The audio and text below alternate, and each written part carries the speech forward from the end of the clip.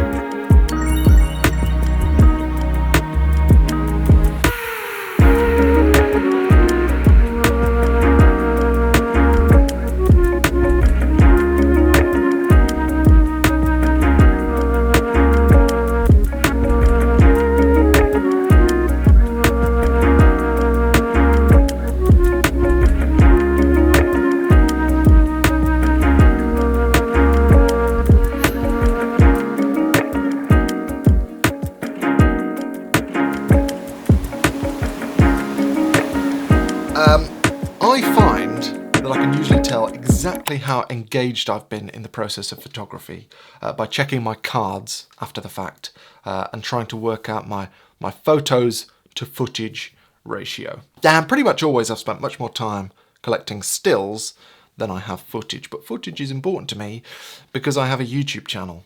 But every now and then you get mornings like that where I'm so engrossed in what's happening in front of me that I'm pretty much 100% stills and I don't get any footage. In fact, you've seen all of the footage that I shot that morning, but I probably shot, well, definitely thousands of stills, which is not great for video, but who cares? I'd much prefer to have the stills. Happened the night before as well. We went to, and I say we, myself, Roman, who doesn't value his toes, and Jord, who doesn't value his shoes. And I went in the sea as well, actually, and my shoes did smell of fish for the rest of the day.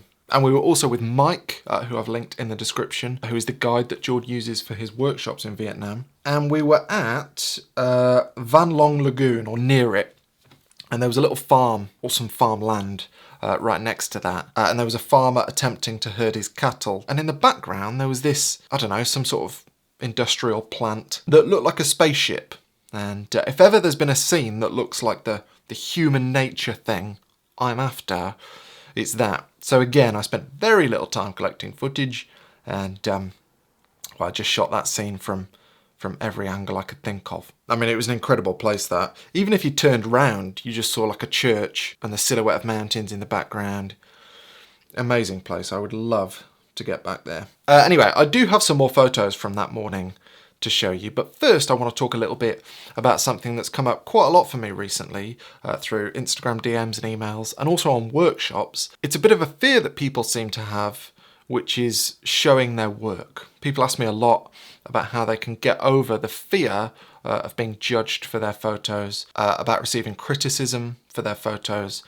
So I thought I'd address that quickly. So for me, sharing photos in a video like this is pretty much as easy as it gets because I really like the photos. But when you have a YouTube channel, that's not always the case. You know, you're not taking, or I'm certainly not taking, portfolio photos every single week, and yet I'm still churning out videos. And naturally, being a photography channel, it makes sense to show the photos you're getting, even if you're not all that happy with them.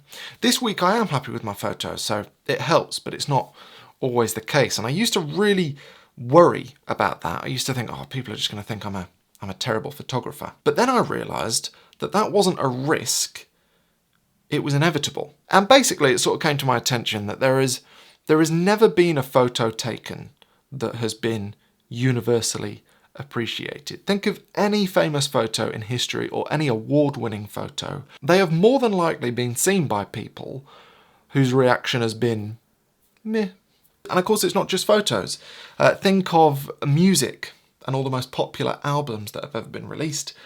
There are plenty of people who don't like them. Same with paintings, same with books, same with movies, same with basically any art form. Art is never universally liked. And to be honest, if it's universally tolerated, it probably means it's quite vanilla. Now for me, this realization was incredibly liberating because I realized that I wasn't sharing photos in the hope that everybody likes them. I was sharing photos in the hope that the people that will like them find them. And that maybe sounds like quite a small distinction, but for me, it was everything in having the courage to just show the work that I was making to the world. I say to the world, you're not sitting the world down and saying, look at my stuff. You know what I mean? So basically all I would say if you're struggling with this is that you don't have to worry about the risk of people not liking your photos. Because if you're making something interesting, it's inevitable. It's not a risk at all. And I've spoken before about the blog post 1000 True Fans by Kevin Kelly. Very, very famous blog post. And basically it talks about the fact that if you have 1,000 people who spend a moderate amount of money on your art every year, then depending on your circumstances, that can add up to a living, a good living. But more than the financials, it kind of gave me an understanding that you're not aiming for everybody to like your stuff. You're just aiming to find the people who do. Anyway, just my 2 cents. Hopefully that helps you gain some courage to show your work, because I really believe people should show their work because it might brighten someone's day. So yeah, hopefully that helps. And this is useful because now when I get those questions, I can direct people to this video. They will have to put up with a video with really not much footage, but I hope that's all right. Anyway, that morning, the light stayed really, really good. There was an incredible haze being kicked up off the sea. And so even though it was super bright, the light was also still quite soft for a long, long time. And in fact, we went further down the beach and got to a place where there were lots of fishing people working. And everything was so bright and so soft that we all commented and said that it basically looked like some sort of film stock. It was incredible. Yeah, and I love this digger and the cloud behind it. And Noah loves the digger as well, actually. What happened next? Oh, then we went further down the beach and there was this lady sweeping up like I guess it's sort of like a promenade, but it's all been broken.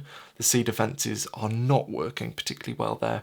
And I don't really know what she was doing, but she made for a fantastic subject. And again, I don't know that these are the best photos because I've still got thousands to go through.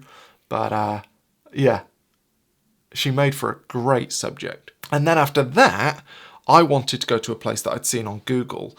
Basically, there was like a waterfront with lots of buildings, shops, umbrellas, looked like a really vibrant place to shoot.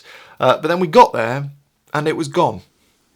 The sea, I think, has claimed it. All the buildings have been knocked over and it's a bit of a ghost town. There's water all over the road. So yeah, I couldn't take the photos there that I was hoping to take. Mad. So yeah, that was a bit of a shame. But luckily, in the hours preceding that, I'd gotten plenty of photos to keep me busy and on my toes. And some of those photos I'll be putting on my Squarespace website. And a big thank you to Squarespace for sponsoring this video. That, I think, is probably my best sponsorship segue I've ever done. But if you would like to try out a Squarespace website all for yourself, then you can do so by going to squarespace.com to start a free trial. And from there you can choose a template, you can play around with where your photos go, whether you want a blog or an online store. You can also try sending out newsletters, and they've got great analytics tools to be able to track everything as well.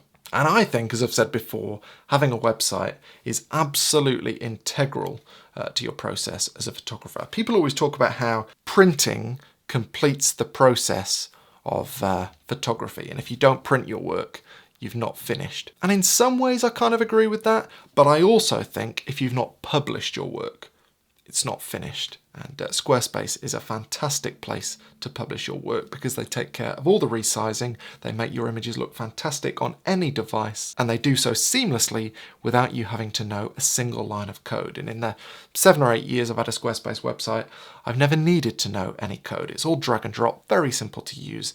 I'd highly recommend it. So do check it out for your free trial. And after that, if you'd like to make a purchase, just go to squarespace.com/James and you'll get 10% off that first purchase. And giant thank you to Squarespace for their continued support of this channel and to you for watching. We'll be back next week when perhaps I'll be showing you some more photos from Vietnam. Ooh, also I was going to ask if you've got any editing questions. I'll do a video on some photo editing at some point, so do let me know in the comments if you can think of any editing questions. That'd be most helpful. But I'll see you next time. Thanks.